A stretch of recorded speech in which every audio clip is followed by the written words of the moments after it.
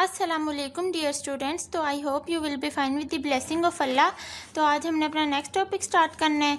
Hermitian matrix से हमने start करना था, तो चलें स्टार्ट करते हैं। बिस्मिल्लाहिर्रहमानिर्रहीम। Hermitian matrix, a square matrix A is equal to A I J N cross N with complex entries is called Hermitian if अगर ए बार और उसका होल ट्रांसपोज किसके इक्वल होता है? हर्मिशियन मैट्रिक्स में ए के इक्वल होता है। ठीक है, अगर ए कोई भी मैट्रिक्स है उसका बार लें और होल ट्रांसपोज करें तो वो इटसेल्फ ए के ही मैट्रिक्स के इक्वल आएगा। अब इधर से ये उन्होंने इट फॉलोज ए आई जे की बार और इसका कॉम्प्लीमेंट लें तो एन क्रॉस एन, तो वो इसके इक्वल है। तो ये सारा इधर से उन्होंने प्रूफ किया हुआ है। ए आई जे किसके इक्वल है? ए जे आई बार के इक्वल है। तो यहाँ से देखें आई जे इज इक्वल टू ए जे आई बार के इक्वल है। तो यहाँ से एग्जांपल देखें, ए इज इक्वल टू सबसे पहले ए बार फाइंड आउट करना है, तो बार में हम क्या करते हैं? Complex conjugate of A I जे। अब देखें इसमें साइन चेंज कर देना है इमेजिनरी टर्म्स का, तो ये साइन चेंज हुआ और उसके बाद इसका ट्रांसपोज लिया तो वो ए के ही इक्वल आया। स्क्यू हर्मिशियन मैट्रिक्स की डेफिनेशन देख लें। A square matrix A is equal to A I J N cross N with complex entries is called skew Hermitian और anti Hermitian if A bar और उसका whole transpose किसके इक्वल है? Minus A के इक्वल। अब ये बिल्कुल सेम नहीं जिस तरह हमने पीछे ये सिमेट्रिक और स्क्यू सिमेट्रिक पढ़ा था। ठीक है, सिमेट्रिक में हमारे पास ए ट्रांसपोज ए के इक्वल है और स्क्यू सिमेट्रिक में ट्रांसपोज माइनस ए के इक्वल है। वही काम बिल्कुल इसमें फ़र्क कितना आ गया? बस इस बार का फ़र्क आ गया। ठीक है, ए बार का होल ट्रांसपोज ए के इक्वल है और इसमें माइनस ए के इक्वल है। सिर्फ इतना सा फ़र्क आपने याद रखना है।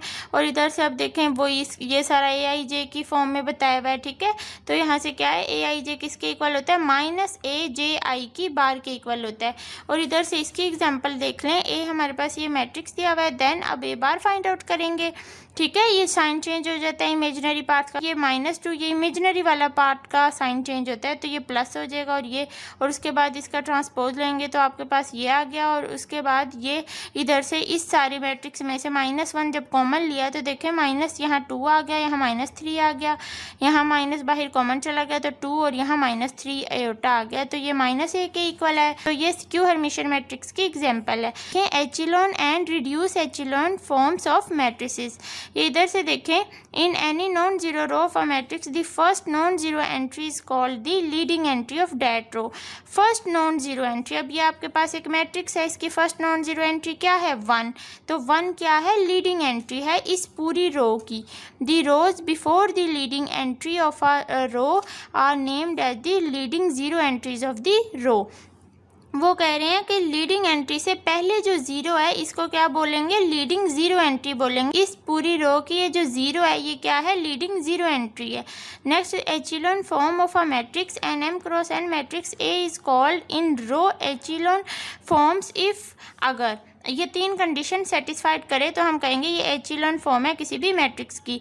तो नंबर 1 पे देखें, in each successive non zero row the number of zero before the leading entry is greater than the number of such zeros in the preceding row. तो देखें इसका मतलब क्या है? In each successive non zero row मतलब हर अगली जो नॉन जीरो रो है, जो हर अगली नॉन जीरो रो के अंदर जो नंबर ऑफ जीरोज होंगे, जो लीडिंग एंट्री से पहले जो नंबर ऑफ जीरोज होंगे वो हमेशा क्या होंगे?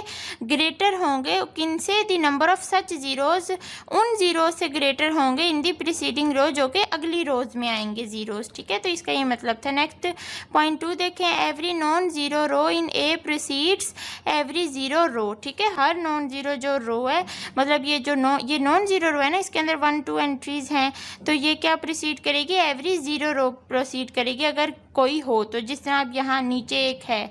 ठीक है, उसके बाद third part, the first non zero entry या leading entry in each row is 1।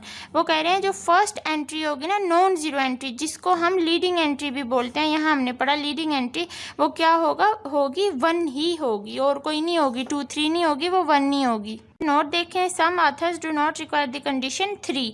उसके बाद यहाँ से इसकी एग्जांपल्स हैं दी मैट्रिसेस। ये मैट्रिक्स एंड और ये मैट्रिक्स क्या है? एचिलॉन फॉर्म में है। अब इस एचिलॉन फॉर्म में आपने 2 बातें याद रखनी है। ये दोनों एचिलॉन फॉर्म किस तरह है देखें कि any row of all zeros are below any other non zero रो।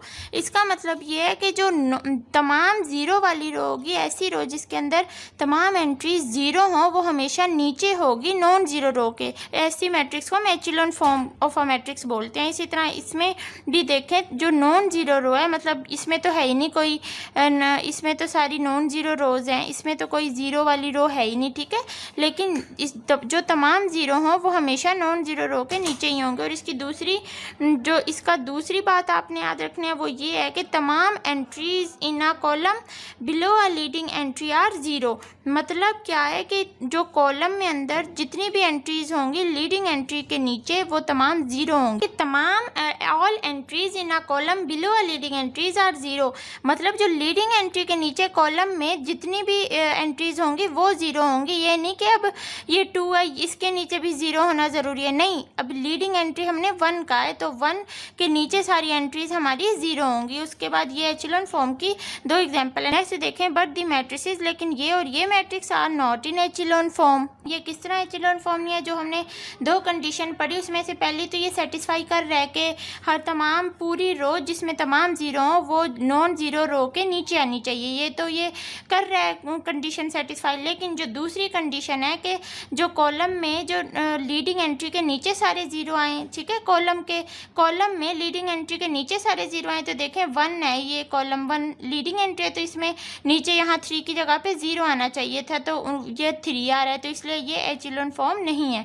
और इसी तरह ये देख लें, इसमें क्या है, इसमें फर्स्ट वाली कंडीशन नहीं सेटिस्फाई हो रही। हमने कहा था ना कि फर्स्ट के तमाम जो फर्स्ट लीडिंग एंट्री किसी भी रो की जो फर्स्ट लीडिंग एंट्री हो वो 1 हो, तो ठीक है, तो इसकी भी 1 है, इसमें भी नहीं है, -1 है, जबकि 1 होनी चाहिए थी फर्स्ट लीडिंग एंट्री, और इसमें भी 4 है, 1 नहीं है, तो इसलिए ये भी नहीं है एचिलॉन फॉर्म। उसके बाद reduce echelon form of a matrix देख लें, an M cross N matrix A is said to be reduced echelon form if it is in row echelon form and if the first non zero entry, ठीक है, जिसको हम क्या बोलते हैं, leading entry भी बोलते हैं, इन रो में वो लाइज करे इन कॉलम में, then all other entries of C are zero. अब देखें ये मैट्रिक्स, देखें दी मैट्रिक्स ये और ये are in reduce echelon form.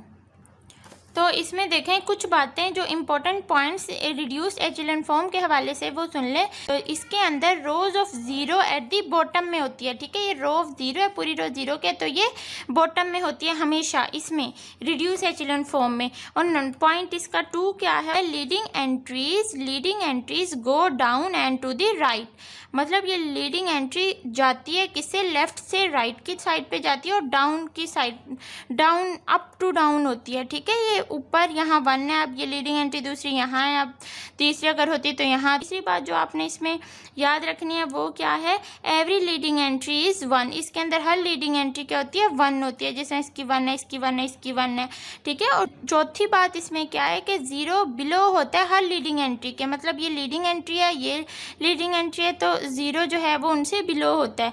और उसके बाद लास्ट पॉइंट जो आपने इसमें याद रखना है वो क्या है, 0 above and below leading entries, मतलब 0 अबव भी होता है और बिलो भी होता है लीडिंग एंट्रीज के। तो देखें इसको मैं फिर से जल्दी से आपको ये रिवाइज करवा दूँ। इसके अंदर आपने 5 पॉइंट्स याद रखने हैं कि जिसको हम रिड्यूस एचिलॉन फॉर्म कहते हैं। नंबर 1, रोज ऑफ ज़ीरोज़ जो हैं एट दी बॉटम, वो रोज ऑफ ज़ीरो जो हैं बॉटम में होती हैं। लीडिंग एंट्रीज जो हैं go down and to the right की साइड पे जाती हैं, डाउन की साइड पे होती हैं और लेफ्ट टू राइट जाती हैं। और नंबर 3, एवरी लीडिंग एंट्रीज 1, हर लीडिंग एंट्री क्या होती है, 1 होती है। और नंबर 4 क्या है, 0 जो है वो बिलो होता है लीडिंग एंट्री के। और नंबर 5 क्या है, 0 लीडिंग एंट्री के अबव भी होता है, मतलब बिलो भी होता है और अबव भी होता है। तो इस तरह से ये यहाँ एग्जांपल्स दी हुई हैं, ये यहाँ ये देखें इन दोनों मैट्रिक्स में ये सारी जो मैंने आपको 5 पॉइंट्स बताए वो सब होल्ड कर रहे हैं। नेक्स्ट एग्जाम्पल 1 देखें, reduce the following matrix to echelon and reduce echelon form. तो ये आपके पास मैट्रिक्स है, तो इसको हमने किस में कन्वर्ट करना है, एचिलॉन और रिड्यूस एचिलॉन में। एचिलॉन फॉर्म में हमने 2 पॉइंट्स पढ़े जो कि क्या है, फर्स्ट वाला पॉइंट्स क्या है कि तमाम रो नॉन ज़ीरो रो जो है, तमाम जो ज़ीरो वाली रो है वो नॉन ज़ीरो रो के नीचे हो गए। और नंबर 2 पॉइंट पढ़ा एचिलॉन में हमने कि ऑल एंट्रीज़, तमाम एंट्रीज़ किसी भी कॉलम की लीडिंग एंट्री के नीचे की तमाम एंट्रीज क्या होंगी, 0 होंगी। तो देखें सबसे पहले हमने एचेलॉन और रिड्यूस एचेलॉन बनाना है, तो ये मैट्रिक्स है, इसके 1 के नीचे अब 1 ऊपर आना चाहिए क्योंकि हर रो की फर्स्ट एंट्री लीडिंग 1 होनी चाहिए। तो अब रो 2 और रो 1 को इंटरचेंज कर दिया, तो देखें ये ऊपर चला गया, नीचे आ गई, रो 1 नीचे आ गई।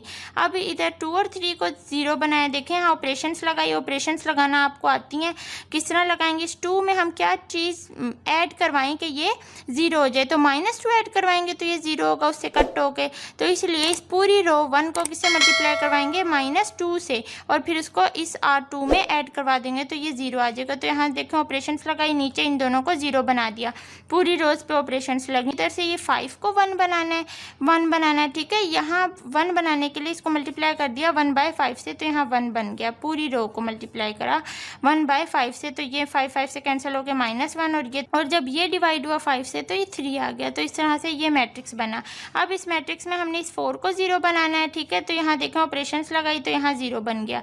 उसके बाद नेक्स्ट स्टेप में अब आपने इधर ऊपर इस -1 को 0 बना दिया, ये अब हमने एचेलॉन फॉर्म यहाँ तक फाइंड आउट कर लिया, यहाँ तक एचेलॉन फॉर्म हमारी हमने बता दिया, रिड्यूस कर दिया मैट्रिक्स को, यहाँ तक एचेलॉन फॉर्म बन गया। अब हम रिड्यूस एचेलॉन फॉर्म बना रहे हैं इससे आगे अब हम रिड्यूस एचेलॉन फॉर्म बना रहे हैं जिसके अंदर हमारे पास लीडिंग एंट्री से नीचे भी 0 और लीडिंग एंट्री के ऊपर भी 0। तो यहाँ देखें ये भी 0, और ये सारा हमने जब प्रोसीजर किया, मतलब ये वाला 0 बनाने के लिए ऑपरेशंस लगाई, उसके बाद ये 1 है, इन दोनों को 0 बनाने के लिए यहाँ फिर 2 ऑपरेशंस लगाई, ठीक है, वो आपको लगाई हैं, मैंने समझाई हुई हैं। तो ये हमारे पास रिड्यूस एचेलॉन फॉर्म बन गई है जिसके अंदर नीचे भी 0 ऊपर भी 0। अभी हमने पीछे सारे पॉइंट्स पढ़े। अब इधर देखें 10, अब ये वाली मैट्रिक्स जो मैंने यहाँ आपको कहा था यहाँ तक स्टॉप हो गया, हमारा एचेलॉन यहाँ तक फॉर्म बन गई है। तो ये और ये वाली are echelon and reduce echelon form of the given matrices, ठीक है। तो ये आपकी एग्जांपल 1 हो गई है। एग्जांपल 2 देखें, find the inverse of the matrix A is equal to, ये मैट्रिक्स दिया हुआ है, इनवर्स फाइंड आउट करना है। तो इनवर्स फाइंड आउट करने के लिए हमें डिटर्मिनेंट और एडजॉइंट की ज़रूरत होती है। तो ए डिटर्मिनेंट निकाला 14 आया। अब नॉट इक्वल टू 0 है ए determinant, so A is non singular, और सिंगुलर कब होता है, जब ए डिटर्मिनेंट इक्वल टू 0 आ जाता। अब अपेंडिंग करेंगे I3 को on the left of the matrix A V have. I3 का क्या मतलब है, आइडेंटिटी मैट्रिक्स को रखो 3/3 ऑर्डर के आइडेंटिटी मैट्रिक्स को इसकी लेफ़्ट साइड पे रखो इस मैट्रिक्स की। तो देखें इसको सेपरेट कर दिया विद डॉटेड लाइन के साथ। तो ये इस तरह अब हमने इस पूरे को मैट्रिक्स को सॉल्व करना है। अब इसमें इंटरचेंज करेंगे, हमें फर्स्ट लीडिंग एंट्री 1 चाहिए, तो R1 और R3 को इंटरचेंज कर लिया था तो वो 1 ऊपर चला गया। अब इधर से रो, अब इस सारी में ना हमने रो ऑपरेशंस लगानी है, ठीक है, रो ऑपरेशंस लगाने हैं। R का मतलब है रो। अब देखें 1 के नीचे इन दोनों को 0 बनाना है, तो ऑपरेशंस लगाई, -3 को मल्टीप्लाई करवाया R1 के साथ और उसको R2 में ऐड करवा दिया, -2 को मल्टीप्लाई करवाया R1 के साथ, उसको R3 में ऐड करवा दिया, तो यहाँ से 0 0 बनाया। अब इधर इस -2 को आपने बनाना है 1 बनाना है। इस पूरी रो को मल्टीप्लाई करवा दो -1/2 से, तो -2 से कैंसिल, तो 1। इसको भी मल्टीप्लाई कराएंगे 8 को भी -1/2 से, तो 2 4 ज़ा 8, तो -4, ठीक है। तो पूरी रो को जब करवाए तो आपके पास ये मैट्रिक्स आ गया। यहाँ ये 0 नीचे भी बनाया और ऊपर भी बना दिया। हम चूँकि फाइंड आउट कर रहे हैं हम एडजॉइंट, तो हम फाइंड आउट कर रहे हैं इनवर्स, तो इसलिए 1 के नीचे भी 0 बना दिया और 1 के ऊपर भी 0 बना दिया, ऑपरेशंस लगाई। उसके बाद अब नेक्स्ट स्टेप में ये 7 की जगह पे 1 बनाना है, ठीक है। यहाँ लीडिंग एंट्री 1 बनानी है, तो ये मल्टीप्लाई करवाया 1/7 से, तो यहाँ 1 आ गया, और ऊपर जो 2 हैं इन पर भी नेक्स्ट स्टेप में ऑपरेशंस लगा के ये भी 0 बना दिया, और आपके पास अब ये आया ए इनवर्स। अब आपके पास मैट्रिक्स जो ए है, ए इनवर्स, वो क्या आया, ये आया, ठीक है। The inverse of A is ये। तो उसके बाद अपेंडिंग I3, अब हमने वो रो ऑपरेशंस के साथ यूज़ करके सोल्व किया, ये इन्वर्स निकाला ए का। नाउ अब हम क्या करेंगे, अपेंडिंग करेंगे I3 को below the matrices A V have. अब ये जो हमारे पास मैट्रिक्स दिया हुआ था इसके नीचे हम I3 को लगाएंगे। तो यहाँ जब नीचे हमने डॉटेड लाइन से I3 को, अब जब हम इस मैट्रिक्स का इन्वर्स निकालेंगे तो इसमें सारी कॉलम ऑपरेशंस यूज़ होंगी, रो नहीं यूज़ होंगी, बिकॉज हम पूरे कॉलम्स पे ऑपरेशंस लगाएंगे। तो इंटरचेंज किया सबसे पहले कॉलम 1 और कॉलम 3 को, ये कॉलम 3 है, ये कॉलम 1 है। क्यों? क्योंकि इसमें 1 है हमें, तो 1 तो फर्स्ट लीडिंग एंट्री हमने बनानी होती है, तो उसके बाद इसको फर्स्ट में ले आए। देखें यहाँ जब इंटरचेंज किया तो ये फर्स्ट में आ गया। -1 को ख़त्म करना है, माइनस को ख़त्म करना है तो मल्टीप्लाई करवा दो -1 से ही। इस कॉलम 1 को मल्टीप्लाई करवाना है तो ये प्लस हो गया। अब आपके पास ये मैट्रिक्स बन गया। अब इस मैट्रिक्स में आपने, इसमें हम 1 के आगे 0 बनाएंगे, तो आगे 0 बनाने के लिए 5 और 2 को 0 बनाएंगे, तो ये देखिए ऑपरेशंस 2 लगाई और यहाँ हमारे पास 0 बन गया। अब ये दोनों 0 बन गया। अब इस 14 की जगह पे 1 बनाना है, तो 1 किस तरह बनाएंगे, इसको मल्टीप्लाई करवा देंगे 1/14 से, तो 14 से कैंसिल 1, 1/14 -8 से मल्टीप्लाई होगा 1/14, 1 से मल्टीप्लाई हुआ 1/14 ही आ गया, 5 से मल्टीप्लाई हुआ 5/14 आ गया, ठीक है। -8 से हुआ तो ये आ गया -4 और 7। इस तरह से इस पे कॉलम ऑपरेशन लगा, पूरे पूरे कॉलम्स पे लगती हैं। अब ये 1 आ गया। अब इस 7 को हमने 0 बनाना है, मतलब इस कॉलम ऑपरेशन में हम आगे की टर्म्स को 0 बनाते हैं, तो इस 7 को 0 बनाया और इस -3 को 1 बनाया, तो इस पे 2 ऑपरेशंस लगाई और आपके पास ये मैट्रिक्स बन गया, ठीक है। तो इस पे कॉलम में ऑपरेशंस लगते हैं, तो इसी तरह यहाँ 1। अब इसको 0 बनाने के लिए क्या करेंगे, इस कॉलम 3 को, ये कॉलम 3, इस कॉलम 3 को मल्टीप्लाई करवा देंगे -6/7 से, क्योंकि ये +6/7 है, तो जब -6/7 से मल्टीप्लाई करवाएंगे और फिर उसको इसमें ऐड करवाएंगे तो वो फिर कैंसिल होकर 0 बना देगा। इसी तरह कॉलम 3 को 4/7 से मल्टीप्लाई करवाएंगे और फिर उसको कॉलम 2 में, इस पूरे कॉलम 2 में ऐड करवाएंगे तो ये 0 बन गया। तो आपके पास यहाँ से इन्वर्स क्या आया, इसके इक्वल आया, ठीक है, इस टर्म के इक्वल आया ये। उसके बाद नेक्स्ट देखें, rank of a matrix. Let A be a non zero matrix if R is the number of non zero rows when it is reduced to reduced echelon form, then R is called the row rank of the matrix A। जी, ए हमारे पास कोई भी non zero matrix है, मतलब उसके अंदर 0 नहीं है, कोई भी कुछ भी एंट्रीज हैं। इफ़ अगर आर के अंदर ऐसी नॉन जीरो रोज़ के नंबर हो, मतलब 0 ना हो, विदाउट 0 मतलब इस तरह की रोज़ हों, तो जब हम उसे रिड्यूस करें रिड्यूस्ड एचिलॉन फॉर्म में, then R is called the rank of the matrix. तो जो नॉन जीरो रोज़ जो हमारे पास जितनी नॉन जीरो रोज़ बचेंगी ना, तो उसको हम रैंक बोलेंगे। Then R is called the rank of the matrix, ठीक है। If R is the number of non zero rows, तो जितनी नॉन जीरो रोज़ बचेंगी उसको हम रैंक बोलेंगे। तो इस एग्जाम्पल से आपको क्लियर हो जाएगा। Find the rank of the matrix, इसमें रैंक हमने फाइंड आउट करनी। जिस तरह अगर इसकी एंड वाली रो सारी 0 0 आ जाए या 2 0 0 आ जाए, 2 रो, तो इसका और एक नॉन जीरो आए तो इसका रैंक कितना बनेगा, 1 बनेगा। जब हमने इस पे ऑपरेशन लगाया इन दोनों को 0 बनाने के लिए, ठीक है, इन दोनों को 0 बनाने के लिए, तो आपके पास ये मैट्रिक्स आ गया। अब इसके बाद इस 2 की जगह पे 1 बनाना है, मल्टीप्लाई करवा देंगे 1/2 से, R2 को पूरी को 3/2 बन जाएगा, ये -1/2 बन जाएगा, तो ये आपके पास मैट्रिक्स आ गया। तो यहाँ से देखें, जब आपने इस 4 को 0 बनाने के लिए ऑपरेशन लगाई, यहाँ -4 को मल्टीप्लाई करवाया R2 से और फिर उसको R3 में ऐड करवाया, तो ये तो 0 बन गया, लेकिन उसके साथ ये दोनों भी 0 बन गए, 6 और -2 भी 0 बन गए। ये किस तरह, देखें, R2 को आपने मल्टीप्लाई करवाना है -4 से, तो जब 3/2 को मल्टीप्लाई करवाएंगे -4 से, तो 2 2 ज़ा 4, ठीक है, -2 और फिर -2 और 3 से मल्टीप्लाई हुआ तो -6, और जब -6 इसमें ऐड होगा +6 में तो वो 0 बन जाएगा। इसी तरह जब इसमें आप -4 को इससे मल्टीप्लाई करवाएं तो 2 2 ज़ा 4, -2 तो -2 और -1 कितना हुआ, +2, तो +2 को जब इसमें ऐड करवाए तो -2 +2 0। तो इस तरह से ये खुद ही लास्ट वाली रो जो है वो 0 बन गई है पूरी। तो अब यहाँ से देखें, अब लास्ट वाली सारी रो 0 बन गई है। अब इसका रैंक क्या आया, नॉन जीरो रोज हमारे पास कितनी आई, 2 आई, तो इसका रैंक कितना हो जाएगा, 2 हो जाएगा, ठीक है। उसके बाद यहाँ लिखा हुआ है as the number of non zero row, मतलब आपने नॉन जीरो रो को हम रैंक कहते हैं, जो कि 2 है, जो कि 2 आया है हमारे पास। तो अल्हम्दुलिल्लाह हमने पीछे से सारा वो थ्योरी कंप्लीट कर लिया। तो अब हम अपने एक्सरसाइज की तरफ आते हैं। तो चलें, इधर से हमने इसका क्वेश्चन नंबर 6 करना था। If A is equal to, ये मैट्रिक्स है, शो करें A+A बार और उसका होल ट्रांसपोज इज हर्मिशियन। अब देखें, यहाँ से पीछे से हमने हर्मिशियन की डेफिनेशन पढ़ी, A बार और उसका होल ट्रांसपोज लें तो वो किसके इक्वल आए, A के इक्वल आए, और क्यू में -A के इक्वल आए। तो इसी तरह आप इसमें सबसे पहले A बार फाइंड आउट करेंगे। किस तरह A बार फाइंड आउट करेंगे, -आयोटा आ जाएगा, ये 1 आयोटा और ये +आयोटा, ठीक है, और ये +आयोटा आ जाएगा। उसके बाद अब आप इस A बार जो आ जाएगा उसका ट्रांसपोज ले लेंगे, ठीक है, मतलब -आयोटा 1 आ जाएगा, ये 1 -आयोटा यहाँ नीचे आ जाएगा और ये प्लस आयोटा इधर ही रहेगा। तो इस तरह से इसका ट्रांसपोज ले लेंगे और उसके बाद ए इस ए को और वो जो आएगा हमारे पास ए बार का होल ट्रांसपोज को ऐड कर देंगे।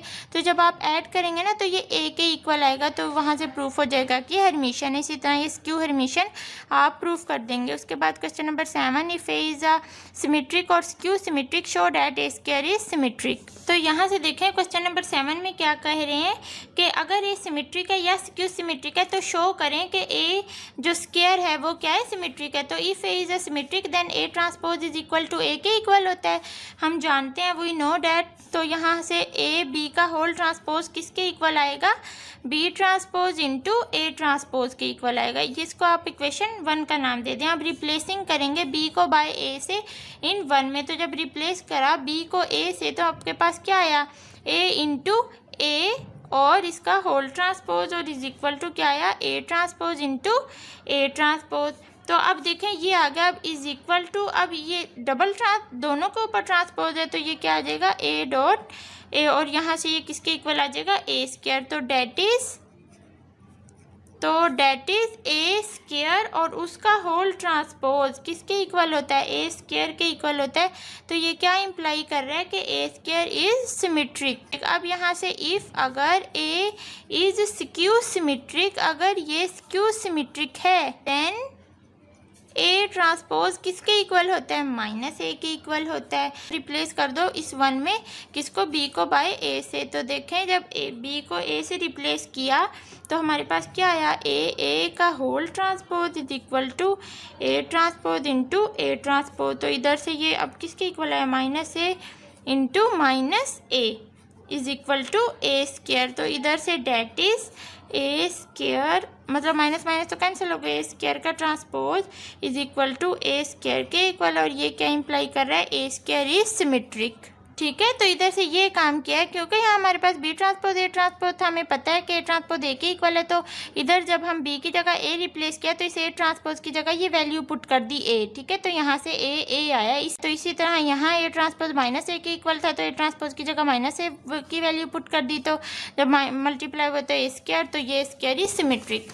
उसके बाद नेक्स्ट क्वेश्चन इसका 8 देखें, if A is equal to, ये कॉलम मैट्रिक्स जब है, फाइंड ए इंटू ए बार का होल ट्रांसपोज। तो इसमें सबसे पहले ए बार फाइंड आउट करेंगे, वो क्या आ जाएगी 1, नीचे आ जाएगी 1 माइनस आयोटा और नीचे माइनस आयोटा। और उसके बाद उसका होल ट्रांसपोज, जब ट्रांसपोज लेंगे तो वो क्या बन जाएगी, इस तरह ब्रैकेट, जब आप ट्रांसपोज लेंगे तो वो बन जाएगी 1 माइनस आयोटा और माइनस आयोटा, ये इसका ट्रांसपोज आ जाएगा। उसके बाद इस ए को और इसको मल्टीप्लाई करवा देंगे और बस आपके पास आंसर आ जाएगा, कोई भी मैट्रिक्स आ जाएगा।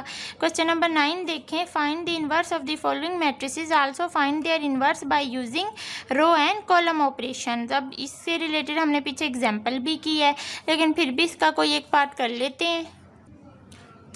तो यहाँ से देखें क्वेश्चन नंबर 9 का फर्स्ट पार्ट देखें इधर। अब ये एडजॉइंट मेथड से मैं आपको इसका इन्वर्स निकाल के बता देती हूँ।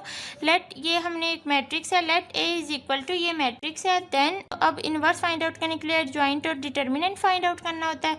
तो देखें अब एडजॉइंट तो हम इसका, अब डिटर्मिनेंट तो हम इसका निकाल सकते हैं, लेकिन एडजॉइंट निकालने के लिए अब हमें A11 A12 ठीक है वो फाइंड आउट कर लेंगे, मतलब को फैक्टर्स ऑफ एन एलिमेंट के ज़रिए हम इसका एडजॉइंट फाइंड आउट करेंगे।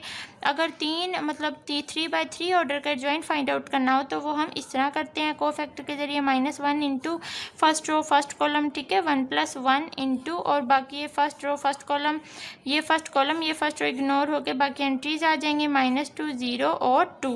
उसके बाद ये इसको सोल्व करेंगे तो क्या आ जाएगा -4 - 0 इज इक्वल टू -4। इसी तरह हम A12 निकाल लेंगे, A13 निकाल लेंगे, A21 ठीक है, A22, इसी तरह मैं बाकी सारे निकाल लेती हूँ। तो देखें इसमें अब मैंने ये सारी फाइंड आउट कर ली है, A12 A113 ठीक है। तो अब जब मैं आपको फिर से बता देती हूँ कि एडजॉइंट फाइंड आउट करने के लिए 2/2 ऑर्डर का तो हम फाइंड आउट कर लेते हैं इन दो को रिप्लेस करके इन दो के साइन, लेकिन 3/3 ऑर्डर में हम एडजॉइंट निकालने के लिए आप AIJ का ऐसा मैट्रिक्स लेते हैं 3/3 ऑर्डर का, और उसके अंदर की सारी एंट्रीज़ को आप फिर फाइंड आउट करते हैं और एंड पे उनका ट्रांसपोज कर लेते हैं तो वो एडजॉइंट निकल आता है। तो देखें सारी एंट्रीज़ मैंने निकाली, ठीक है। ये फर्स्ट रो सेकंड कॉलम है -1 की पावर, ये उसके बाद -1 की power first column 3, first row third column, ठीक है। इस तरह से सारी सोल्व की मैंने। यहाँ से यहाँ से देखें, उसके बाद ये मैंने सारी एंट्री सोल्व कर ली हैं। तो उसके बाद इसमें AIJ के 3/3 ऑर्डर के कॉलम में मैंने पुटिंग्स कर दिया। बट जॉइंट निकालने के लिए मैंने आपको बताया इसका ट्रांसपोज ले लेंगे। तो इस सारे का ट्रांसपोज लिया तो ये आ गया, ठीक है। -4 2 -6 ये कॉलम थी हमारे पास, यहाँ कॉलम है तो ये रो बना दिया हमने। उसके बाद ए डिटर्मिनेंट तो हमें पता है एक्सपेंड करके किस तरह निकालते हैं, तो वो 8 आ गया। अब A inverse adjoint A over A determinant के इक्वल होता है, तो ए डिटर्मिनेंट 8 आया, 1/8 और एडजॉइंट ए क्या आया, ये ऊपर है, तो ये एडजॉइंट ए की जगह पे ये वैल्यू पुट कर दिया। अब इनको डिवाइड कर दिया, -4 / 8 0 / 8, तो ये सारा डिवाइड करके ये आ गया। तो ए इनवर्स हमारा फाइंड आउट हो गया। और उसके अलावा उन्होंने कहा हुआ है also find their inverse by using row and column operation जी। और आपने इसको किस तरह सोल्व करना है, इस तरह सोल्व करना है, मैट्रिक्स को रख के और आगे I3 को रख के लेफ्ट साइड पे, और फिर एक दफ़ा आपने इसको किस तरह सोल्व करना है, नीचे रख के, मतलब कॉलम वाइज आपने इसको सोल्व करना है, ठीक है। तो इस तरह से आप पहले इसको सोल्व करेंगे, मतलब इधर आप आइडेंटिटी मैट्रिक्स बना देंगे और यहाँ का जो मैट्रिक्स आएगा वो इन्वर्स होगा किसका, रो ऑपरेशंस का। इधर आप 0 बना देंगे, यहाँ 1 है, यहाँ 1 बनाएंगे, यहाँ 1 बनाएंगे और ऊपर नीचे सारे 0 बनाएंगे, और इधर जो मैट्रिक्स बनेगा ना वो आपका इन्वर्स होगा। इसी तरह जब आप कॉलम ऑपरेशन को करेंगे उसके लिए आप to find inverse by using elementary column operation, फिर आप क्या करेंगे, इस तरह आपके पास ये मैट्रिक्स है, ऊपर 1 2 -3 0 -2 0 -2 -2 2, ठीक है। तो ये किससे सेपरेट होती हैं, डॉट से सेपरेट होती है आइडेंटिटी मैट्रिक्स। तो यहाँ नीचे आएगी फिर 0 0 1, और उसके बाद इधर आपने 1 बनाना है, इन दोनों को 0 बनाना है, यहाँ 1 बनाना है, इसको 0 और यहाँ 1 बनाना है, और इन दोनों को भी 0 बनाना है। और फिर यहाँ जो नीचे मैट्रिक्स बनेगी, जो मैट्रिक्स आएगा वो आपका इन्वर्स होगा किसके अकॉर्डिंग, एलिमेंट्री कॉलम ऑपरेशन के अकॉर्डिंग। इसी तरह या आप इसके सेकंड और थर्ड पार्ट कर लेंगे, ठीक है। एग्जाम्पल हमने काफ़ी पीछे डिटेल से पढ़ी है, तो उधर से आप उसे देख के कर लेंगे। नेक्स्ट क्वेश्चन नंबर 10 देखें, find the rank of the following matrices जी। Rank, number of non zero rows is called rank. तो देखें क्वेश्चन नंबर 10 देखें, ये आपके पास मैट्रिक्स है, रैंक फाइंड आउट करना है। तो देखें ये रो, इस पे रो ऑपरेशंस लगानी है, तो यहाँ इन तीनों को 0 बनाने के लिए 1 के नीचे ये ऑपरेशंस लगाई, 0 बन गया, ठीक है। बाकी इन तीनों रोज पे भी जब ऑपरेशन लगी -5 तो ये सारे चेंज हो गए ऑपरेशन के हिसाब से जिस तरह से उन पे लगी। उसके बाद यहाँ से देखें, अब ये 3 को 1 बनाना है, तो डिवाइड कर दिया 1/3 से, तो यहाँ 1 बन गया। इसको 1/3 से किया तो 3, ये 5, ठीक है। इसको जो है 15 को भी 3 से डिवाइड किया तो ये 5 बन गया। उसके बाद अब यहाँ 2 और 5 और यहाँ ऊपर -4 को 0 बनाना है, तो देखें यहाँ 3 ऑपरेशन लगाई और 0 बन गए। अब ये जब ये ऑपरेशन लगाई तो ये नीचे वाली 2 रोज क्या बन गई, कम्प्लीटली 0 बन गई। तो as the non zero rows are 2, तो इसमें नॉन जीरो रो कितनी है, 2 है, मतलब 1 और 2 में ये नॉन जीरो रो ही है ना, इनके अंदर सारे एलिमेंट 0 नहीं है। So the rank of the matrix, तो इस मैट्रिक्स का रैंक क्या होगा, 2 होगा। Number of non zero rows is called rank. उसके बाद यहाँ से बुक का थर्ड पार्ट देख लें। जब आप अब इस थर्ड पार्ट में आपने परेशानी हो ना, अगर आप इसको सोल्व करेंगे, अब देखें आपने सारा सोल्व कर लिया, ऑपरेशंस लगा ली, यहाँ 1 आ गया, यहाँ नीचे 0 0 बना लिए आपने, यहाँ का 0, यहाँ आपने 0 0 बना लिए, यहाँ 0 0 1 0, ठीक है। अब ये इतना आपका हो गया, और उसके बाद यहाँ 0 0 0 और यहाँ आपका 1 हो गया, इतना हमने सोल्व कर लिया। अब आपने इस बात से परेशान नहीं होना कि इसमें तो नॉन जीरो रो एक भी नहीं आ रही, ठीक है। यहाँ शायद आपका कुछ भी आए सोल्यूशन 2 2 1 -1 6 कुछ भी, यहाँ लास्ट वाली एंट्री लेट्स सपोज कुछ भी आई, इतनी तो आपने यहाँ तक तो आपने ऐसे ही बनाना है। अगर लास्ट में इस तरह से कुछ भी एंट्रीज आ जाएं, ठीक है, वो जब आप सोल्व करेंगे फिर आप ठीक तरीके से लिख पाएंगे। तो जब आप इसको सोल्व करेंगे और आपने इस बात से परेशानी और ना कि इसमें तो नंबर ऑफ नॉन जीरो रोज है ही नहीं, तो इसको तो सोल्व करेंगे तो इसमें तो 4 ही बन रहा है इसका रैंक, ठीक है। तो इसका हम क्या कहेंगे, इसमें तो है ही नहीं नंबर ऑफ नॉन जीरो रो, तो इसका रैंक कितना बनेगा, 4 ही बनेगा। तो इसका रैंक कितना बनेगा, 4 बनेगा, क्योंकि इसमें 1 2 3 4, इसमें 4 है नॉन जीरो रो, तो इसका रैंक कितना बनेगा, 4 बनेगा। आप इसका फर्स्ट पार्ट कर लेंगे, ठीक है, जितनी नॉन जीरो रोज होती हैं वो रैंक होती हैं। तो अल्हम्दुलिल्लाह हमारी एक्सरसाइज 3.4 कंप्लीट हो गई है। हमने बहुत ज़्यादा डिटेल से इसको पीछे से इसकी एग्जाम्पल्स और इसके क्वेश्चंस किए, ठीक है, समझ के हर चीज़। तो आई होप आपको समझ आई होगी। तो अपनी अगर पीछे से समझ आएगा तो हम आगे से कर पाएंगे। तो अपना बहुत सा ख्याल रखिए, दुआओं में याद रखिए। अल्लाह हाफिज़।